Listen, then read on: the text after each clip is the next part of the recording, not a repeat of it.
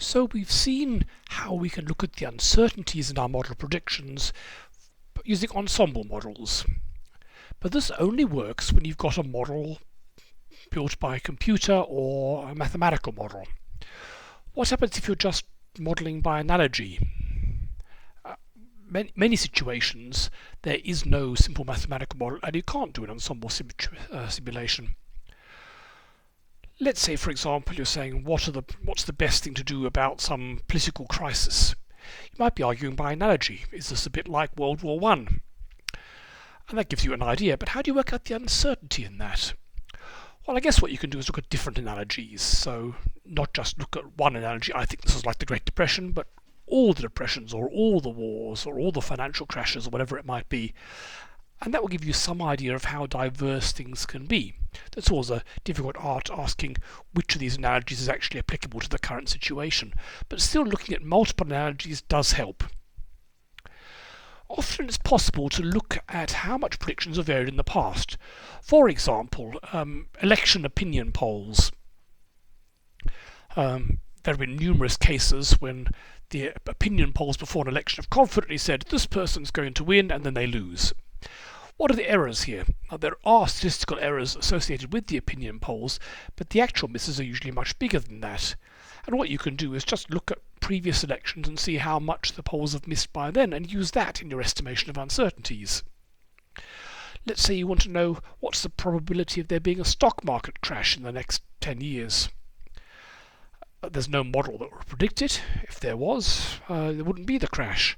But what you can simply say is, well, how many stock market crashes have there been in the last 10 years, 100 years, 50 years, whatever it might be, and use that as a rough estimate of what could actually go on. Let's say you're about to embark on a scientific mega project like a giant new telescope or accelerator. What are the odds that the budget will blow out? You can look at other scientific mega projects and see what fraction of them had a budget blowout, which is most of them as it happens, and that will tell you what the rough estimate of what the probability is of something bad happening and how bad it might get. Now, all of that works some of the time, but you have to bear in mind that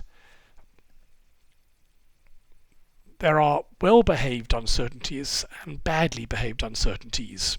And this has a lot to do with probability distributions. Now, what we have here is a probability distribution function. This is telling us what the probability is of a particular event happening.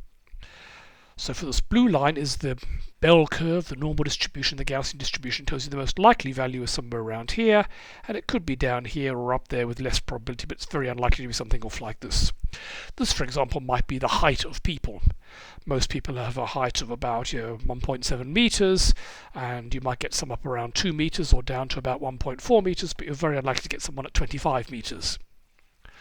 And so for some sorts of situations, this is a valid approximation. For example, how long a battery will last. There's probably an average lifespan of a battery, and some might be twice as big or half as big, but you're not going to get one that lasts 1,000,000 times longer or something like that.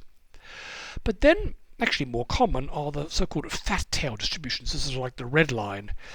Still, this is the most likely value, but now the probability of getting extreme value is much higher. And this is unfortunately what most real-world situations are going to be like. For example, let's say you're doing a scientific mega project. There's going to be the expected price increase, which is 60%, but there's a fat tail. It could not merely increase in price by 60%, but by 600% or 6,000%. That's rare, but it does happen. And these are sort of cost overruns that can bankrupt a country. This point is famously made by Nicholas Taleb in his book about so-called black swan events. The idea is that until Europeans arrived in Australia, all the swans they'd ever seen were white. So it was all swans are white was the proverb, until they came to Australia and realised that there were black swans there. This is something that's completely out of your experience, and that's what you get with fat tail distributions. Based on like decades of experience, you can expect all the values to be around here, but there's still a chance of getting something totally crazy and ridiculous out at the extremes. So for example, let's say you'd been asked to predict pollution levels for the next 100 years in 1910. You could have said, well, okay, here's the economic growth rate, and we're a bit uncertain about that, and here's how much pollution is produced per unit economy, and you can make a prediction, much like people currently make predictions about global warming for 10, 20, 30, 40 years into the future. But you would have been completely wrong, because 4 years later World War I broke out, and everything you assumed would have gone completely out the window. It can be good. For example, let's say you're trying to predict how much the stock market is going to grow, but you've bought Apple shares the day after it was founded, or Amazon or Google in the very early days, and these things actually increased by many thousands of percent. And these rare events can completely change the average. So relying on the average to predict what's going to happen can be very unreliable.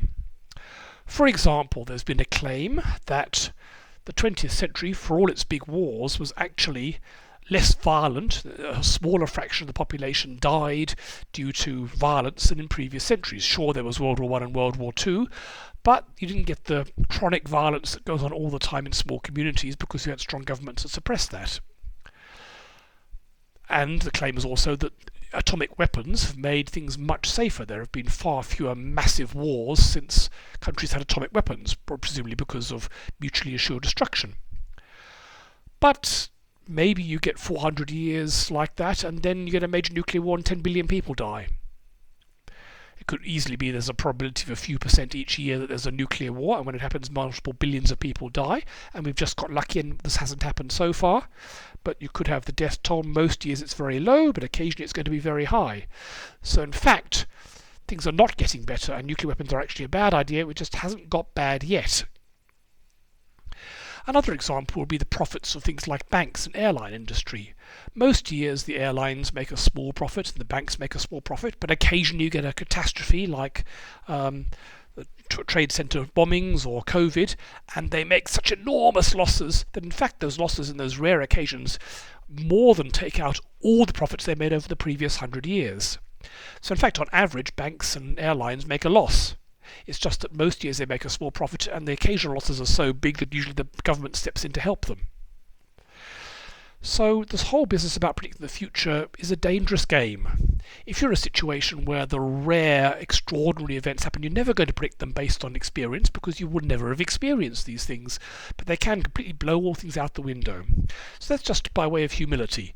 It's great to think you can predict the future and the models, and for some situations it works, but you have to worry about black swan events. Very rare things that you've never experienced before, so they can't be in your experience-based uncertainties, but they can be so consequential they can blow away everything else.